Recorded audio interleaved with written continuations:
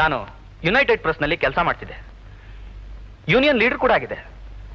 ಕೆಲವು ಬೇಡಿಕೆಗಳ ವಿಚಾರವಾಗಿ ನಾವು ಮುಷ್ಕರ ಮಾಡಲೇಬೇಕಾದ ಒಳ ಜಗಳಗಳಿಂದ ಆ ಮುಷ್ಕರ ನಿಂತೋಯ್ತು.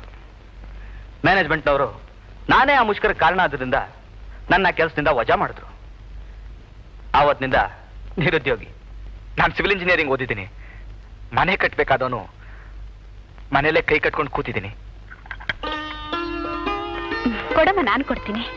ತಗೊಮ್ಮ, ತಗೊಳ್ಳಿ.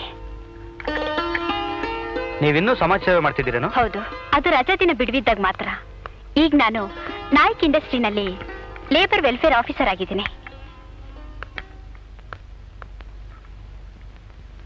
ಗಿರಿ, ಈಗ ನೀವೇನ್ ಮಾಡ್ತಿದ್ದೀರಿ? ಕ್ಲಬ್ ಅಂದ್ರೆ ಗೊತ್ತಾ ನಿಮ್ಗೆ?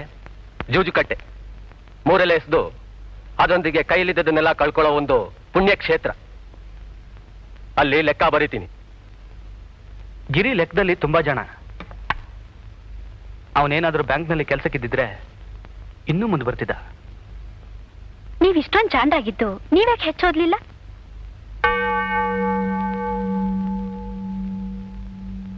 ಇದೊಂದು ವಿಷಯನ ಅವನ್ ನಮ್ಗೆ ಇದುವರೆಗೂ ಹೇಳಿಲ್ಲ.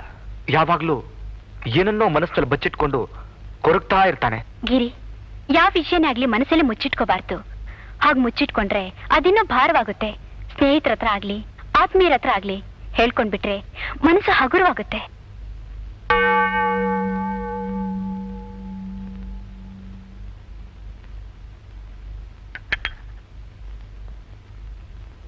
ಮಗು, ಅದೇನು ಅಂತ ಹೇಳ್ಬಾರ್ದ? ನೀನೇನಾದ್ರೂ ಮಾಡಬಾರ್ದಂತ ತಪ್ಪು ಮಾಡಿದೀಯಾ?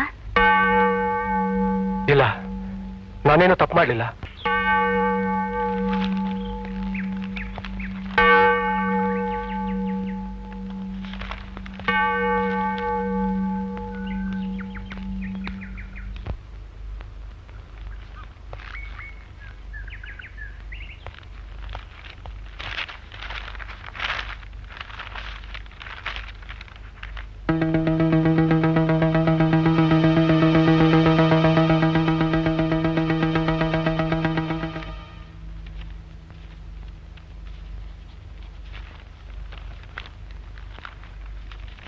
ಇದೇನ್ ಮಾಡ್ತಿದ್ದೀರಾ ಸರ್?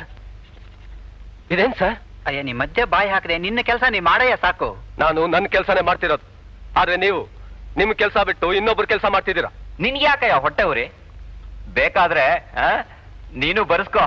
ನನ್ನ ಬುದ್ಧಿಶಕ್ತಿಗಿಂತ ಹೆಚ್ಚಿನ ಡಿಗ್ರಿ ಪಡೆಯೋ ಪ್ರಯತ್ನ ಮಾಡಕ್ಕೆ ನಾನೇನು ನಿನ್ನಂತ ಲದ್ದಿ ತಲೆವನಲ್ಲ. ನೀ ಅಷ್ಟು ದೊಡ್ಡ ವಿದ್ವಾಂಸನಾಗಿದ್ರೆ ನೀನ್ ಚೆನ್ನಾಗಿ ಬರಿ. ಆದ್ರೆ ಇನ್ನೊಬ್ಬರ ವಿಚಾರ ನಿನ್ಗೆ ಯಾಕಪ್ಪ? ರೇ ಸ್ವಾಮಿ, ಅನ್ನ ಕೊಡೋ ಉದ್ಯೋಗಕ್ಕೆ ದ್ರೋಹ ಬಗೆತಿದ್ದೀರಲ್ಲ, ಸ್ವಲ್ಪನಾದ್ರೂ ನಿಯತ್ ಬಿಡ್ವೆ. ನಾಚಿಕೆ ಆಗಲ್ಲ ನಿಮ್ಗೆ ಈ ತರ ಕೆಲಸ ಮಾಡಕ್ಕೆ? ಸುಮ್ಮನೆ ಕುತ್ಕೊಂಡ್ ಬರಿಯಾ, ಇದೆಲ್ಲ ಮಾಮೂಲಿ. ರೀ, ನಮಗ್ ಸ್ವಲ್ಪ ಬರೆಯಕ್ ಬಿಡ್ತೀರಾ? ನಿಂದೇನು ಮುಳುಗೋಯ್ತಯ್ಯ? ಊರ್ ಮೇಲೆ ಊರು ಬಿದ್ರೆ ಶಾನ್ ಭೋಗನ್ ಅದಕ್ಕೇನು ಅಂದ್ರಂತ.